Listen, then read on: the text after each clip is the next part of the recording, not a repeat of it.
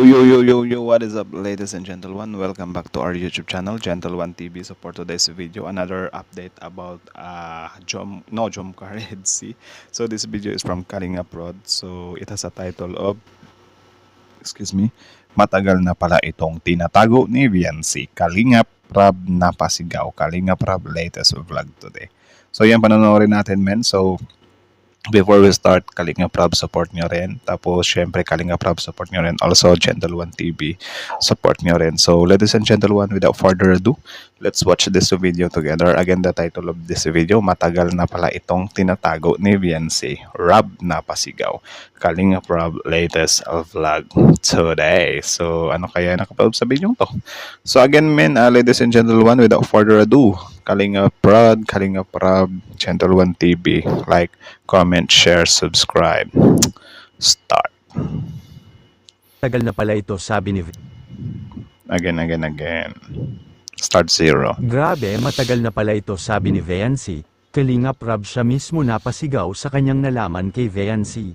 Nako. At ano kaya ang inamin ni Veancy at bakit si Kalingap Rab ay napasigaw? So ano kaya yung inamin at bakit napasigaw? Bihira lang ng... narinig nyo na ba na sumigaw si Kalinga Prab? Comment ka kayo sa baba.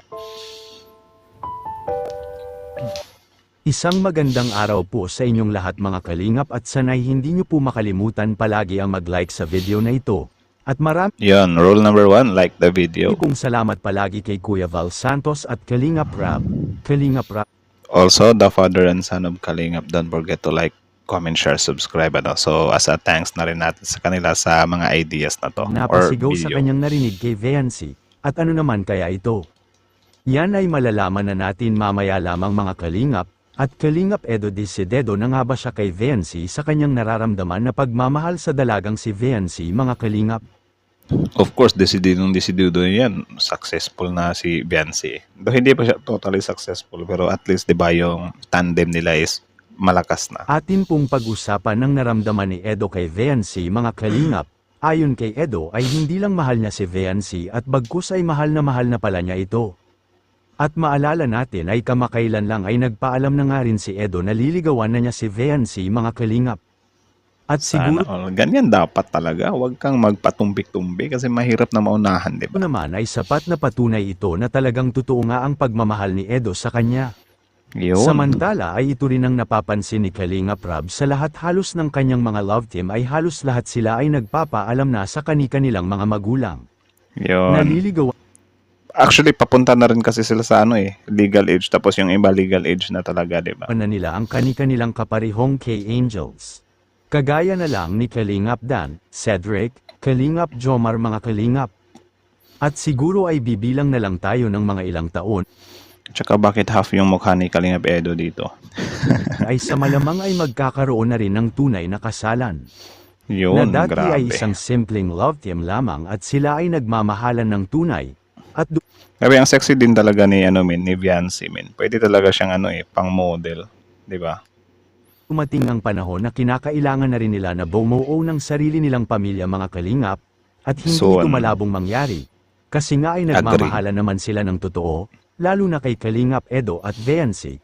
At siguro Tsaka naman, men, yun nga, hindi nga malabong mangyari na magkatuluyan sila, 'di ba? Kasi I don't know if yung survey dyan na I think mga nasa 60% ng couple sa buong mundo is nag-meet dahil sa trabaho nila. 'Di ba? Pareha sila ng pinagtatrabahuan. So parang doon sila nagkatuluyan, 'di ba? Tuloy. ay hihintayin na lang siguro ni Edo na makapagtapos ng pag-aaral si Veancy at isa na silang ganap na magkasintahan. Yun. Samantala Nice. ayon mismo kay Veancy ay may inamin siya at ito ay matagal na pala niyang itinago, at ngayon ay sinabi na niya mismo mga kalingap, at bagay na Nako, ano kaya yan? Nakakapanabik naman. kinagulat din ito ni Kalingap Rab nang sabihin niya ito mga kalingap. Atin pong makikita sa video mga kalingap. What is that? Gusto mo ba sa EDS? Matagal na po kuya. Sige. Yan pala. Yeah. Matagal na po, kuya. Lagot tayo dyan. Actually, bagay na bagay din naman sila. Medyo magkakahawig na nga sila ng mukha eh. Grabe, chill. Si Kalingap Edo din, chill lang ba? Pero wala na, kinikilig na yung laman niyan. Simple lang naman ang mga tanong natin. Tayo, kung may nasip na kayo tanong, ha? Kaya unang tanong. Simple lang naman tayo. Unang tanong. Anong paligoy-ligoy, ano? Anong paligoy-ligoy? Instant heads, mahal mo ba si Biancy?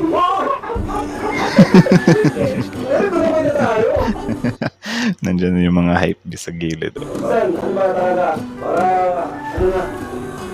Mahal mo ba itong si Biancy na dito? Basta agad.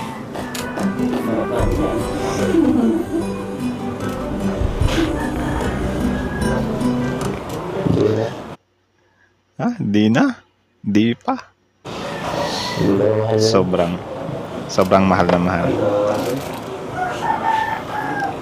Mahal na mahal. Sabi ko na nga ba na-predict ko.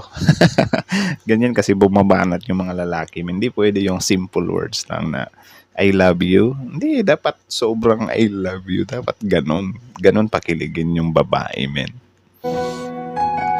Kinilig yung mga nasa Henry. Ate si Kalingap gulat na gulat eh. Ano yung mga? Mahal na pala. Mahal naman. Nandiyan sa kanya yung sinabi niya. Siguro, ano mo naman siguro dito? Ano naman dyan si? Gusto mo ba sa Eds? Parang naging pare si Kalingap dito. Parang kinasal bigla. Yun lang. Nadali. So that's it, ladies and gentlemen. So how about you? Naway nabigyan kayo ng kilig-kilig moments doon, ano? My goodness, yun pala yun, grabe. Na-predict ko yung kay Kalingap Edo eh. Yung kay Biancy, di ko in-expect yun na matagal na po, kuya. So I think parang nadulas siya doon, di ba? Na parang wala, nabuko tuloy kami na I think matagal na kaming mag-on. Di ba? I think talaga mag-on na talaga tong dalawang to sa totoong buhay. Kasi matagal na silang nagsama. Like, I mean, matagal na silang nagka-work ba. Ako nga, 1 month pa lang kapag ka-work ko ay diretso na, 'di ba? Mahirap kasi maunahan ng iba eh. So, I think hindi na nagpaligoy-ligoy si si Kalingap Edo, ano. Kasi yun nga, good move naman talaga yun na syempre kita mo Biancy, isa sa pinakamagandang Kalingap Angel, di ba? Papakawalan mo pa ba? So, good move yun kay Kalingap Edo. Parang kiniklim ko na talaga, di ba, na sila talaga sa totoong buhay. Pero I think yun talaga eh, parang nararamdaman ko na sila na talaga sa totoong buhay. Kayo din ba? Do you think sila na sa totoong buhay? Comment nga kayo sa baba. Nag-agree ba kayo? Comment kayo na sila na sa totoong buhay kung oo, or hindi pa sila sa totoong buhay kung hindi. So, para malaman din natin. Parang survey na rin tayo, di ba? Diyan sa baba. Sa katuwaan lang din. So, yun pala yun, yung matagal na tinatago. Actually, hindi naman talaga siya tinatago, kasi makikita naman talaga natin siya sa gestures nila. It's just, yun nga, yung pag-amin lang talaga or yung pagkumpirma na mayroon na silang relasyon. Yun yung tinatago nila. Pero kung sasabihin mo na tinatago nila yung mga feelings nila, hindi nila kaya. Malabong maitago nila yung feelings nila sa isa't isa kasi lumilitaw talaga. Sabi nga nila, hindi nagsisinungaling ang bibig, pero hindi ang mga mata. Lalim yun I think totoo yun eh. 'Di ba, na nagsisinungaling ang bibig, hindi yung mga mata. So kung gusto mong malaman talaga yung katotohanan, tingnan mo lang siya sa mata mo ng diretso. So halimbawa ako, nagsisinungaling ba ako? Ewan, bakit ba ako nagtatanong kung nagsisinungaling ba ako kung wala naman akong tanong, di ba?